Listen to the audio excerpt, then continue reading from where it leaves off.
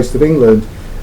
We've actually had it as a holiday. Yeah. And gone to destinations, beautiful destinations. I've paid for you to have an holiday. Basically. So we started at Hamble Mercury Marina on the Hamble. Yeah. And then where did we head? We went out to Yarmouth on the Isle of Wight first of all. That was our first port of call, wasn't it? And that what a gorgeous, beautiful town. Yeah, and I learnt something there, the way you put that boat into its berth, because that was not an easy berth to get into. There's no way I would have felt confident by any means. This was day one, by the way. This was day one. Yeah, because this was also about, these 10 days were also about the manoeuvring of this boat, for me to learn how to train me up on how to use these engines. So, yeah, watching you put this in Yarmouth, which was our first port of call. Yeah, and I think the first day we had a little go, didn't we, Gary? Yeah. On basically manoeuvring using the throttles. And that first day was scary, wasn't it? Very, yeah. I mean, the great news is we started off obviously in a place where there was plenty of room. I had some experience once we started going out at the handball, around the market channels to get out into the Solent. So you can kind of get some sort of use of it, but that's only really in going forward. When you stop this boat, and then you start reversing it, you've got to watch the rudders don't slip on the wheel when you lock the wheel, because when you're steering it on the throttles, you lock the steering wheel. Yep. But if you go back a little bit too quick, the rudders although they're not massive rudders, there's two of them, and if they turn a little bit, then the water hits them rudders and it will unlock the wheel. So there's a lot to think about. It's about speed as well, getting the speed slowed down, especially in reverse. So that's the start of the learning, really. Start of the learning, wasn't it? Yeah. So from Yarmouth we went to Paul Harbour. No, did we? Was it Paul Harbour? Yeah, it was Paul Harbour, wasn't it? Yeah, Paul Harbour. Yeah. And that was a great exercise, because we stayed on the town quay, didn't we? And that was a long way in through the channel system, with some big boats going in and out, as well as sailboats. And even day two, you really took command, didn't you? You took command in terms of passage planning. Oh yeah. Well, the passage planning so much isn't really what you've come on board to teach me, is it? Because I've kind of had the passage planning idea, although you have polished me up on it. As you say, yeah, I took sort of more control on our next destination, working together as to where we both like to go, and I worked out, most of the passage planning. And the piloting as well. Yeah, pilotage plan. Lucky for me, I had a bit of experience of knowing this coastline, because I used to do a lot of diving down here, so I kind of knew all this coastline anyway. But yeah, then where did we go after that? Wasn't it Lulworth Cove? Went to Lulworth Cove. And we anchored out for the first time. First time on anchor, so we had to test the anchor system. And what an anchor this is. I shouldn't say this, but £13,000 worth of stainless steel Rocknar and 100 metre of 12 mil stainless chain. Because I believe that if you're going to put this investment into a boat, why would you have an expensive car with no handbrake?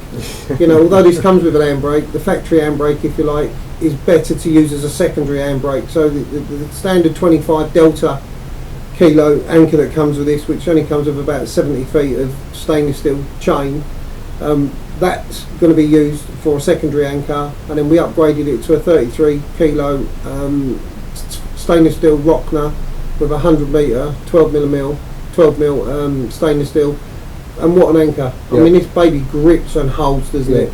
So we went out to Doodle Door from there, and the purpose of going to Doodle Door, we stayed in about 17-18 metres of water, and we laid out that whole anchor chain. Which was very good, because you wanted to make sure they had actually gave me my 100 metres of chain. That was one of the reasons. Yeah. Another reason is that we wanted to make sure that the windlass worked properly and could handle the 100 metres of chain, because that's a really heavy chain. We also wanted to check that our bitter end was tied off. It was tied off properly to the chain. And how to cut it in an emergency if we needed to cut it, So that was really useful, wasn't it? Yeah. Something I wouldn't have thought of doing, but again, with your experience and stuff, really good advice. Get the chain right out, look at the bitter end, and understand how to cut that if you needed to in an emergency. And make sure our windlass is strong enough to bring it back on board. And you noticed it was slipping, and you tightened up. That's fairly basic stuff, isn't it? Yeah, but again, you could hear it slipping, and you said we need to tighten up the top of the gypsy or whatever it is. Yeah. There we went from Portland Harbour, didn't we? and we had dolphins escort us in. And once again, Gary.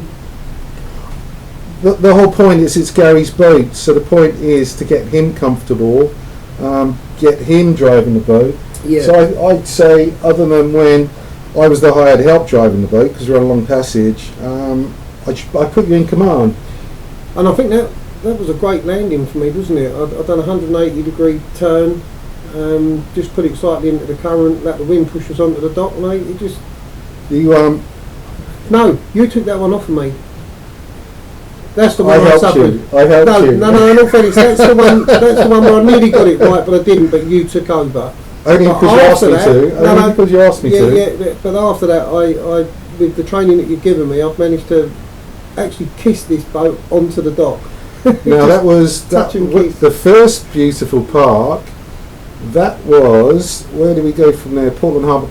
So from there we came back to Chapman's Pool and anchored again overnight. What a fantastic anchorage that was. And we went out and rescued somebody as well. Not just somebody. Well, the Lord of the Manor that owns the land here.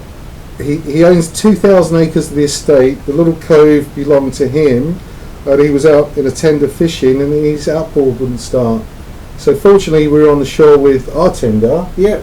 And jumped back in our tender and made sure that he got back we noticed when we pulled our tender onto the beach at Chapman's Pool that he was having a problem.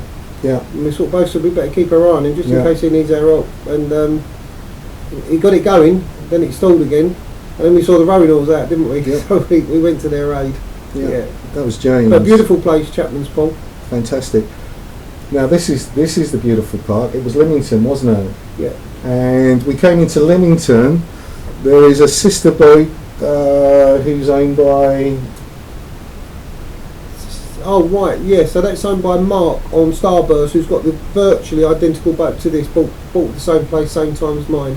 So Captain Gary Brown. No, that was Cowes, wasn't it? No, it was the first one, it was Lymington, it was that was where Mark was. No, Mark was in Cowes, he was. Yeah.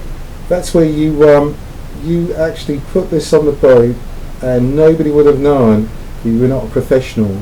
Yeah, and maybe. You put it, and you parked it right next to Mark's boat, and got up and said hello to him. And what did he say? Well, he said, "I've just run away. By the way, you docked that boat." He said, that was amazing. Almost as if maybe he's not quite up to the same speed as me or not. I don't know, but yeah. And he actually has he has another instructor teaching him. So yeah, I think he's had a couple actually, but he's doing the right thing again. He's learning the systems. He's learning how to. Because he's going down to the Med, and I think he's then going on to do the ARC, the ARC. So he's gaining a lot of experience on his boat. So can I just say that was a really very, very good park, and I wouldn't say for the first time during the week, but I'd have to say as an instructor, I was actually very, very, very proud of my student that day. Yeah, and I've got to be honest, I've kind of come away from that one thinking I'm getting confident now. Not too confident, but I'm getting some confidence where I think I can, if I need to, handle this boat. Yeah, definitely. I would not choose yet to go out on a voyage on my own. I'm not at that stage yet. But if I was thrown into the deep end, I believe I can do it.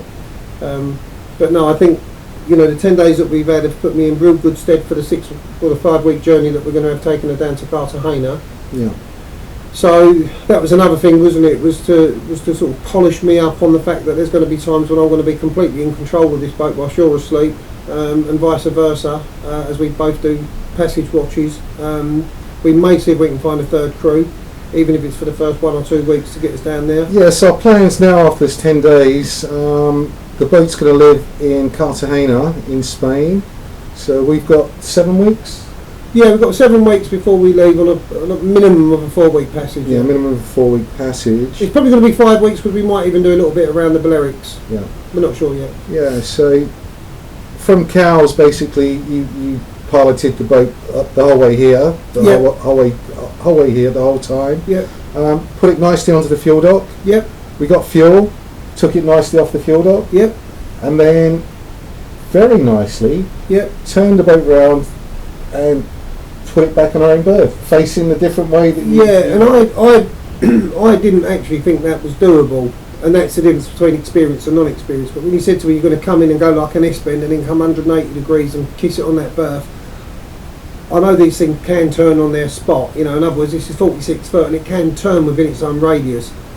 But looking at that, I mean, I thought, no, there's no way. But again, that's the experience. So someone like yourself, no, you said bring that in, head it round to the left, go to your port, come round, spin it round, go in front and just let it kiss on the dock. And it was absolutely perfect. Yeah, and being two of us, with that training, to get the lines on dock, once we touched, I'm not on the flybridge with you, am I? I might say, I might give you a few little commands. Throttle, starboard throttle, reverse, forward, yeah. But basically, pretty much all you. So yeah.